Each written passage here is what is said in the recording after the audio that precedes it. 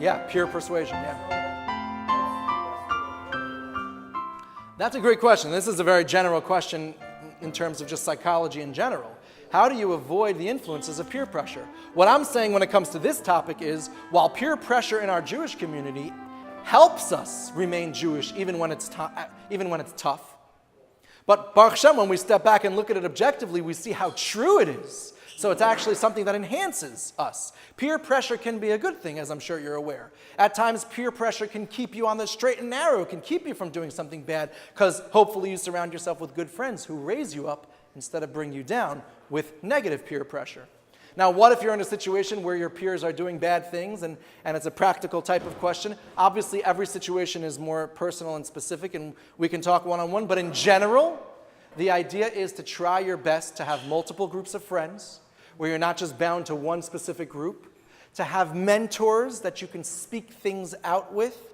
So if you have a rebbe, a mashgiach, a mentor, a parent that you can go to and say, hey, I was thinking about this thing with my friends, what do you think? And hearing things from adults, from other people's perspectives, sometimes that itself is part of trying your best in life, hearing other people's opinions and getting help from others. That's oftentimes a very strong koach, a strong power to help you not just succumb to peer pressure at the times that it surrounds you. But it's important to try to avoid it because of its power. To try to surround yourself with positive, good people who raise you up with peer pressure instead of bring you down. Does that make sense? Okay, so the question that's being asked here is that when we discussed some theorists who want to say, oh, Maamin and Sinai happened because they all hallucinated the same thing. Let's be clear. The point that I made was a sugar coating on top of the main answer. The answer to that is everything that we said before that, which is for such a revelation to get off the ground.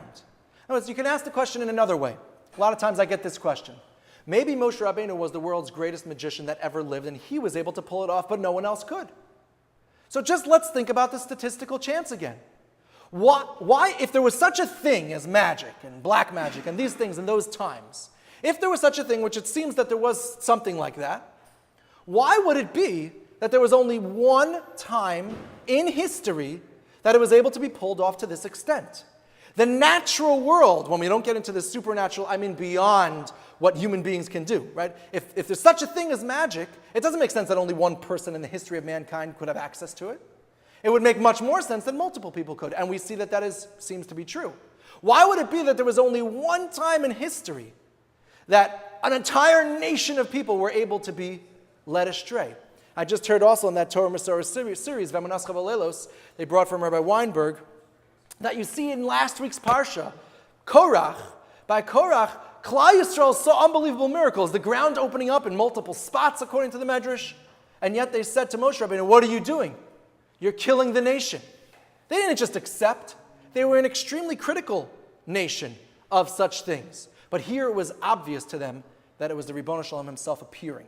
So before I get exactly to the point that you're raising, which I'm going to get to in a second, I want to just make it clear. The idea that such a thing happened, if you need to come to really unique, novel explanations for it, that would have to be the only time in history that something like that ever happened. That in of itself gives you the credibility advantage of Judaism over any other option, mathematically, right then and there.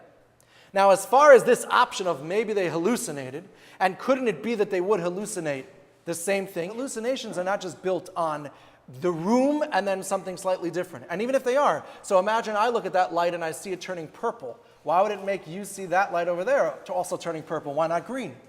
It's very personal. The idea that we're going to both see purple, and we're going to both see something with a head popping out of it, and we're going to both feel a breeze coming from the east, and we're going to each one of those is because of my own brain just making things up through the chemicals. So is it possible? Yeah, but the more vivid it is, the more unlikely that it will be the same thing. But is it possible that they? Yeah, of course. And that's the possibility that I'm referring back to. As long as it's possible, they will hold on to it because of that cultural pressure. Unless I could show them with 5 senses, with taste, touch, smell, hearing, seeing, that I could show them like I could knock on that table, Judaism is true, they're not going to drop it. Every once in a while you have a ger who does search for the truth and drops it. But without that, they're not going to. Does that make sense? Absolutely. The question that was asked is an excellent question.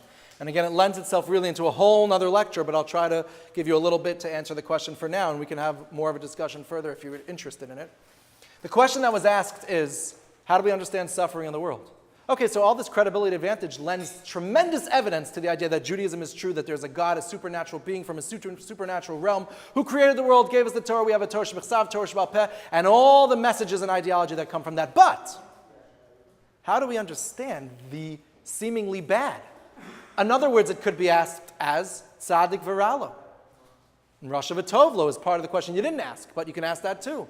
Why do we seemingly see injustices in the world happening? How do we answer that? So there are a number of approaches to this question. I think all of them are important, which is why I'm telling you ahead of time, I'm only giving you a little snapshot, but this requires a longer discussion.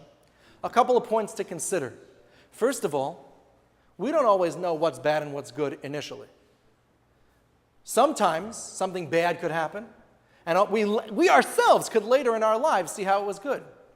Or my friend once said over this story, imagine a Jewish person standing at the port in Spain in 1492. He's being kicked out of Spain, the Spanish Inquisition. His family's being expelled unjustly. And he sees Christopher Columbus, the harbor was backed up with the Jewish people leaving and Christopher Columbus getting ready to sail to go discover new worlds. Is this fair? He looks up to Ribono Shalom and he says, is this fair that they're going and expanding their empire in the midst of kicking us out? It's unjust. And the Ribono Shalom smiles down. He doesn't say it to us because he wants us to have bechira. He wants us to still be able to choose. And if he appears too much to us, what choice would we have? And we would have no reward, and that's a whole separate discussion in the idea of how schar va'onish works. But Hashem smiles down and says, so to speak, kiviyachol, he says, my Jew that I care so much about, you don't realize. In hundreds of years from now, the place that you're going to next, Europe, is going to have its own terrible, tragic churban. It's going to be decimated. And where's the main salvation going to come from for the Jews? The main area and place is going to be America, its army and its lands. And Christopher Columbus was setting sail to discover and begin the process of inhabiting America. North America, ultimately the country, America. And so it was good, but would anybody in their lifetimes ever see it then? No, it took hundreds of years to look back and say, wow, what a blessing that at the time that we were being kicked out of Spain, Hashem was already preparing us to have the next place to go to after Europe when they would choose to destroy us and never succeed, of course. So it's very difficult, one point is, to ever know really what's good and what's bad in the large scheme of things. Very difficult to understand. But there's another more mystical idea that I'm not going to get into a lot, but I want to tell you that just today I was listening to the last video that they have out right now of this Torah Masorah Ve'amunas Balelos project given by Rabbi Avraham Shor. Tremendous person. And he says over, you can't, this is his words, watch it. I'm paraphrasing, so I might not be getting the words exactly, but basically what he says is, you can't have Emuna nowadays without understanding Gilgul, without understanding reincarnation. Now this is a complex topic. The basic idea of what that means is that neshamas are recycled. That means that I myself, meaning my neshama, the body is just like a robot suit that's really complex that I wear in this world. But my neshama, who I am, existed in another body in another time with another mission. And he says so many questions are answered by that. Because now when you look at the neshama in all of its manifestations, and you see, well, why did that bad thing happen? Maybe it was necessary to happen based on something that happened way before. And the fact that Hashem gives us pain in this world as a way of forgiving, as a way of getting rid of, as kapara, as a way of atoning for bad things we might have done, wrong choices we might have made, is much better to prepare us for full schar and reward in the next world. So now again, this is very complex and mystical and hard for us to really understand, and there's so many questions on this topic that I can't answer. But that it exists is clear in the Ramban, and the Gra elaborates on it greatly. And Rabbi Avram Shor, just today I saw on the video, says it is so important for Emuna because of your question. And the same thing for Rasha V'Tovlo. Why is the bad person getting good things? We don't know the full existence of his lifespan. We don't know exactly what might be good, might not be good in the end. And so we might not even see it in our lifetime, but we will understand. The Gemara tells us, and the Tzlach elaborates on this, that la'asad lavo, when Mashiach comes, olam haba, we will make the bracha hatov v'hametiv, meaning something good happen on everything, even those things that we made a dayana emes on, because it will be revealed to us how ultimately it was for the good. Say again? Exactly. That's exactly right. Yes. Very good. So excellent question. And that's at least the beginnings of the answers to those questions. If you want to discuss it further, please come back, okay? All right. Thank you guys so much for coming.